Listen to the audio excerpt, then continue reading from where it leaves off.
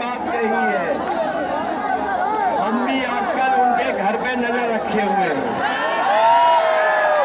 और हमारे प्रत्याशी जी जानते होंगे विनय शंकर तिवारी जी कि उनका घर हमारा घर एक ही दीवार है।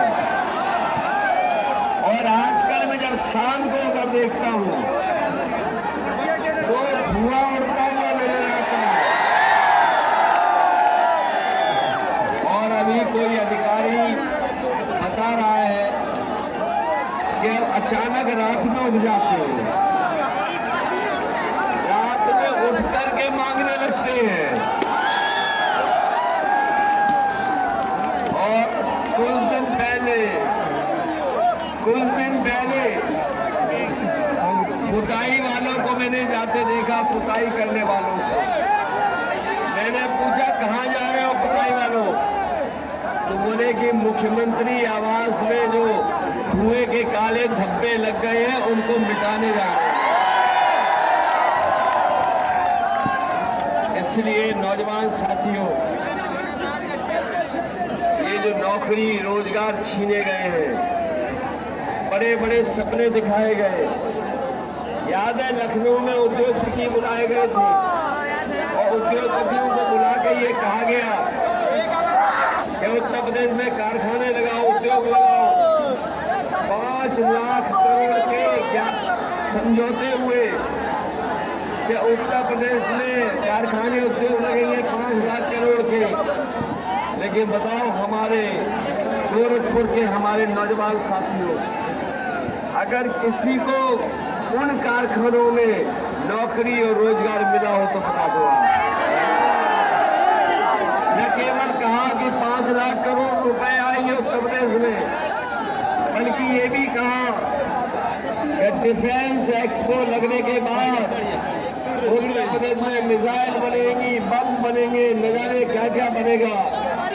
लेकिन इधर हम 5 साल में देख रहे हैं जिन्होंने वादा किया था मिसाइल बनाने का, वो आज तक माचिस की तिल्ली नहीं बना पाए। अगर माचिस की तिल्ली बनाई हो तो बता दें हमें। इसलिए इस चुनाव में मैं आपसे निवेदन करने आया हूँ, अपील करने आया हूँ।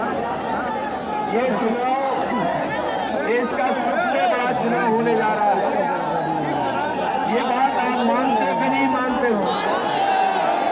ये देश का सबसे बड़ा चुनाव है और न केवल खुशहाली के लिए चुनाव है, बल्कि ये चुनाव ऐसा भी है कि हमें और आपको मिलकर के अपना लोकतंत्र भी बचाना है।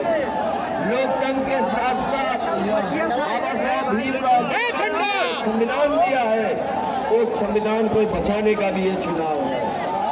बताओ लोकतंत्र और संविधान बचाओगे कि नहीं बचाओगे? और ये लोग कभी कभी हमारे और आपके बीच में खाई पैदा करते हैं, दूरियां पैदा कर देते हैं। कभी कहते हैं कि एक ही लोग हैं जो मलाई खा ले जा रहे हैं, कभी आरोप लगाते हैं, कभी खबरें बनवाते हैं। इसलिए हम आपसे कहना चाहते हैं, समाजवादी सरकार बनेगी तो सरकार का सबसे बड़ा पहला फैसला होगा कि उत्तर प्रदेश में हमारे पिछड़े दलित और जितने लोग हैं उनकी जाति जनगणना हो जाए। जाति जनगणना हो करके आबादी के हिसाब से हक और सम्मान मिल जाए, ये सबसे बड़ा फैसला लेने का काम समाजवादी लोग करेंगे।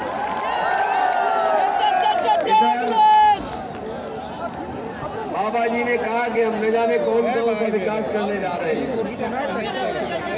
बताओ हमारे मजदूरों को पैदल पैदल आना पड़ा, घर के नहीं आना पड़ा। कोरोना में दवाई और बिस्तर और ये सरकार ऑक्सीजन भी नहीं दे पाई। जो अगर ऑक्सीजन दे देती सरकार तो हमारे बहुत सारे गरीबों की जान बच जाती। आज जो गोरखपुर में एम्स बन भी रहा है, उसको बनाने के लिए अगर किसी ने जमीन दी थी तो समाजवादी लोगों ने जमीन खरीदा। मेडिकल कॉलेज में 500 बेड का अस्पताल बनाया, 200 बेड का जैपनीज इंसेफ्लाइटिस के लिए बेड तैयार किए, लेकिन 5 साल में जो सुविधाएं हो जानी चाहिए थी वो सुविधाएं ये सरकार नहीं दे पाई। इसलिए मैं आपको गरीबों को भरोसा दिला के जा रहा हूँ, समाजवादी सरकार बनेगी तो हमें एम्बुलेंस की संख्या दुगनी करनी पड़े, तो एम्बुलेंस की संख्या दुगनी कर करके किसी भी अस्पताल में, सरकारी अस्पताल में, एम्स में और चाहे मेडिकल कॉलेज में गरीब का इलाज होगा तो उसको कोई पैसा नहीं देना पड़ेगा। ये समाजवादी लोग